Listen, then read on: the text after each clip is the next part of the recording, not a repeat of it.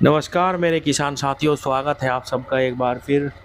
किसान साथियों, वीडियो का टाइटल आपने देख ही लिया, पढ़ ही लिया कि सभी खेतों का एवरेज 100 प्लस कैसे ले। किसान भाइयों, ये पढ़ने में जैसा अटपटा लग रहा है ऐसे ही ये बात बिल्कुल सच है कि 100 का एवरेज निकालना लगभग इम्पॉसिबल है। मैं एवरेज की बात कर रहा हूँ, किसी एक खेत की बात नहीं कर रहा। हो सकता है कोई किसान बहुत जागरूक है, बहुत अच्छी ज़मीन है उनकी, बहुत अच्छे से खेती कर रहे हैं और वो कुछ खेतों का एवरेज कभी 100 ले भी पाएँ। लेकिन किसान भाइयों, सच्चाई ये है कि ज़्यादातर किसान साथी 60 का एवरेज भी मेंटेन नहीं कर पाते। किसी का एक खेत 70 निकल जाएगा, 80 निकल जाएगा, 90 निकल जाएगा, लेकिन मैं एवरेज की बात कर रहा हूँ। मान लीजिए आप 30 बीघे ज़मीन बो रहे तो 1800 कुंटल गन्ना भी बहुत सारे किसान नहीं निकाल पा रहे। ये सच है। आप अपने दिल पे हाथ रख के खुद पूछिए कि पिछले 3-4 साल में क्या मैं ये एवरेज मेंटेन कर पाया हूँ हर बार। तो मैं समझता हूँ कि 50% किसान तो ज़रूर ऐसे निकल जाएंगे जो सच में आपने आपको ये जवाब देंगे कि हाँ, सच में हम 3 साल लगातार या इस साल 60 का भी एवरेज मेंटेन नहीं कर पाए। किसान साथियों, सभी खेतों का अगर हम 70 तक का भी एवरेज निकाल पाते हैं तो मैं समझता हूँ कि एक अच्छा गन्ना उत्पादन मैं उसको मानूंगा। 70 प्लस का एवरेज अगर आप अपनी सारी खेती से निकालते हैं तो आप ज़रूर अपनी ज़मीन से कुछ ना कुछ पैसा ज़रूर अर्जित कर पाएंगे। और ऐसा करने के लिए भी आपको जी तोड़ मेहनत करनी पड़ेगी, बहुत ज़्यादा ध्यान रखना पड़ेगा। शुरुआत से ही अपनी फसल में सारे काम करने पड़ेंगे। और किसान भाइयों, इसी पे मैं आज बात करने वाला हूँ कि किस प्रकार से हम ये एवरेज मेंटेन करें और क्या-क्या सावधानी है जो हमें रखनी चाहिए बुआई में, या कब बुआई करें, कौन से खाद डालें। थोड़ी-सी मोटी-मोटी बात हम करने की कोशिश करेंगे। किसान साथियों, गन्ना बुआई के समय का गन्ना उत्पादन में एक महत्वपूर्ण स्थान है। 2 समय ऐसे हैं, एक तो जो अब चलेगा सितंबर और अक्टूबर का, और दूसरा हमारा फरवरी और मार्च के लास्ट तक। ये दोनों समय ऐसे हैं कि गन्ने को फलने फूलने के लिए अधिक समय मिल जाता है। मौसम अनुकूल रहता है जर्मिनेशन के लिए भी, बढ़वार के लिए भी, ब्यात के लिए भी। और अगर हम इन दोनों समय पे एक अच्छी प्रजाति का गन्ना लगाते हैं, बुआई से पहले अपने खेत की अच्छे से जुताई करें। और कोड़ी का खाद, किसान भाइयों, कोड़ी का खाद ही वो कुंजी है, वो चाबी है जो आपको 2 साल तक बहुत अच्छा उत्पादन दिलाने में बहुत ही ज़्यादा सहायक है। अगर आप अपने खेत में कोड़ी का खाद निकालते हैं 2 बुग्गी 3 बुग्गी बीघा तक, तो किसान भाइयों, कोई भी कारण नहीं रहेगा कि आप 70-80 कुंटल बीघे का गन्ना ना निकाल पाएँ, बहुत ही कम खाद में।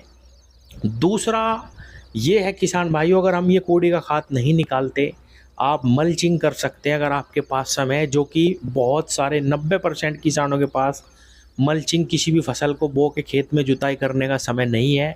गन्ना गेहूँ ऐसे चलता रहता है और खेत का जो ह्यूमस है वो ख़त्म होता जा रहा है। खेत में हम रासायनिक खाद ज़्यादा उत्पादन के लिए ज़बरदस्त डालते जा रहे हैं, तो पैदावार बढ़ने की बजाय घटती जा रही है। किसान भाइयों, पर्सनल अनुभव से मैं आपको बता रहा हूँ, मैं बहुत सारे ऐसे किसानों को जानता हूँ, छोटे किसान हैं जो कूड़ी का खाद निकालते हैं अपने खेतों में, और उनके खेत हमेशा ही अलग होते हैं। तो हो सके तो समय का ध्यान रख के सबसे पहले अच्छे गन्ने की कुंजी, पहला काम समय पे गन्ने को लगाएं। दूसरा काम, कूड़ी का खाद ज़रूर निकालें। अगर किसान भाइयों हमें जिप्सम खाद कहीं से मिलती है तो 2 बैग जिप्सम हमें 2 साल में एक बार, जैसे कूड़ी का खाद हम 2 साल में एक बार डालते हैं पौधे की बुआई पर, हमें पेडी तक असर मिलता है। ऐसे ही जिप्सम खाद के अंदर बहुत ही ज़बरदस्त कैल्शियम की मात्रा है और सल्फ़र की। और ये जो दोनों तत्व हैं किसान भाइयों, अगर अच्छी मात्रा में फसल को मिल जाते हैं तो कैल्शियम से गन्ने की मोटाई भी बढ़ती है, सुदृढ़ रहता है गन्ना। और किसान भाइयों, सल्फ़र भी हमारी फसल को बहुत ही ज़्यादा और बहुत ही अच्छे लाभ पहुँचाता है। पहुंचाता है। मिट्टी भी सुधरती है जिप्सम के इस्तेमाल से। ज़्यादा ना करें किसान भाइयों, 5 बीघे खेत में 2 बैग 50-50 किलो के, और जितनी भी आपके ब्लॉक हैं आपके क्षेत्र में, ज़्यादातर ब्लॉक में आपको ये सब्सिडी पे मिलेगी खाद। और किसान भाइयों 70-75 रुपये का एक कट्टा मिल जाता है आपको, फिर बाज़ार से कैल्शियम या सल्फर खरीदने की ज़रूरत नहीं है। अब आते हैं बुआई किस तरह से करें कि हमें ज़्यादा से ज़्यादा उत्पादन मिले। अगर मैं ट्रेंच की बात करूं, जैसे सितंबर का हम गन्ना लगा रहे या फरवरी मार्च में लगा रहे और आप ट्रेंच पे बुआई करना चाहते हैं, तो सबसे पहले शुरुआत आप 42-44 इंच से करें। नॉर्मल यंत्रों से ही आप इसकी बुआई कर सकते हैं। और अगर आप 42-44 इंच पे किसान भाइयों गहरे खोड निकाल के सही से बुआई करते हैं, हल्की मिट्टी लगाते हैं और सही से उसका प्रबंधन करते हैं, तो वो 28 इंच से भी ज़्यादा उत्पादन आपको देगा किसान भाइयों, कम खर्च में।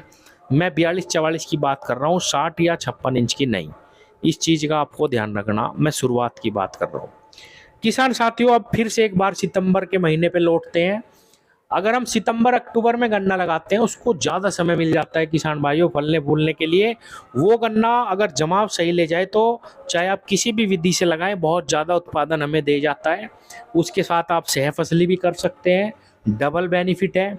और किसान भाइयों फरवरी मार्च का गन्ना सबसे सही माना जाता है। वैसे ज़्यादातर उत्तर प्रदेश में फरवरी मार्च का ही गन्ना लगाया जाता है।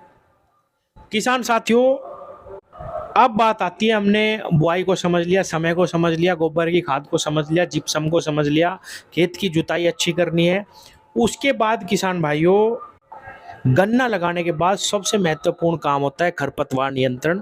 सारे काम बंद करके हमें खरपतवार नियंत्रण करना चाहिए। किसी कारण से अगर आपका गन्ना कम भी जमा और आपने उसका खरपतवार सही समय पे निकाल दिया, गन्ना ब्यात कर जाएगा, गन्ने की मोटाई अच्छी आ जाएगी, वो खेत भी आपको बहुत ही अच्छा लाभ पहुंचा जाएगा किसान भाइयों। अगर आपने समय का ध्यान रखा, सही समय पे बोया, वो भी मोटाई और लंबाई अच्छी ले जाएगा, फिर भी आपका एवरेज बहुत अच्छा निकलेगा। 70 को आप आराम से छू जाएंगे। और अब आते हैं खाद प्रबंधन पे। बहुत सारे किसान पूछते भी हैं कि भाई हमें ऐसी वीडियो चाहिए जिसमें हमें सारे खादों का पता चल जाए कि भाई बुआई में क्या लगाना। किसान भाइयों आज फिर कतब बताता हूं आपको, खाद कोई 50 नहीं है। पौधे को सबसे ज़्यादा नाइट्रोजन, फास्फोरस और पोटास की ज़रूरत रहती है। आप इसमें अगर एसएसपी खाद के साथ बुआई करते हैं, जिस 3 बैग सिंगल सुपर फास्फेट खाद के साथ आप बुआई करें, मिट्टी की जब आप तैयारी कर रहे हो तभी अगर आप इसको डाल देंगे और भी अच्छा है किसान भाइयों। और इसके बाद आपको कुछ भी डालने की ज़रूरत नहीं है किसान साथियों। अब आते हैं कि भाई हमें नाइट्रोजन, फास्फोरस और पोटास की पूर्ति कैसे करनी चाहिए। शुरुआती अवस्था में फसल को सबसे ज़्यादा खाद की ज़रूरत पड़ती है, 3 पानी 4 पानी तक। जब भी खेत पानी मांगे उसको पानी दीजिए, हल्की नमी बनाए रखें, निराई गुड़ाई करें और किसान भाइयों हल्की हल्की डोज इन तीनों खाद की ही हमें समय समय पर देते रहना चाहिए किसान साथियों। उसी से ही आपका गन्ना बढ़िया हो जाएगा। और उसके बाद जैसे ही 60-70 दिन की फसल हो, उस पे आप किसान भाइयों एनपीके के स्प्रे लगाना शुरू करें। जब भी दवा का छिड़काव करें, कोई अच्छा पीजीआर ले लें, कभी एनपीके दवाई के साथ मिला के कर दें। इसी तरीके से आप एक बहुत अच्छा उत्पादन अपनी गन्ने की फसल से ले पाएंगे। यही कुछ सावधानी है, यही कुछ तरीके हैं किसान भाइयों, और कोई भी ऐसा विशेष कार्य नहीं है या विशेष तरीका नहीं है कि भाई आप हमेशा ज़्यादा गन्ना निकाल पाएँ। हाँ, एक वीडियो के लास्ट में फिर मैसेज दूंगा, किसान भाइयों जितना काम मिट्टी पे करोगे उतना ही फसल में कम काम करना पड़ेगा। हल्की फसल भी तगड़ी हो जाएगी अगर आप हमेशा ये सोच लें कि भाई मुझे तो कूड़ी का खाद काटे बिना बिल्कुल भी खेती नहीं करनी। 2 साल तक आपको तगड़ी फसल मिलेगी किसान भाइयों। और कभी कभी जीवामृत बना के भी अपने खेतों में चलाना शुरू करो।